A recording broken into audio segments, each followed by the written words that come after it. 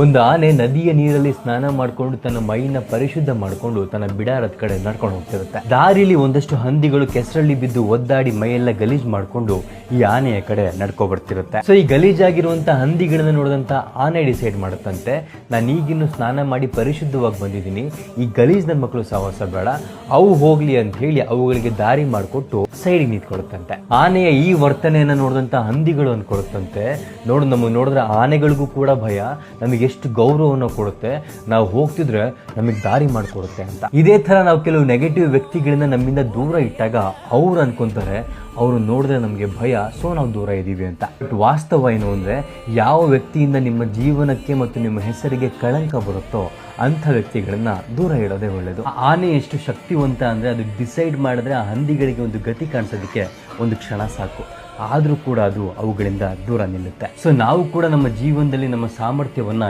ಎಲ್ಲರ ಮುಂದೆ ತೋರಿಸ್ಬೇಕಾಗಿಲ್ಲ.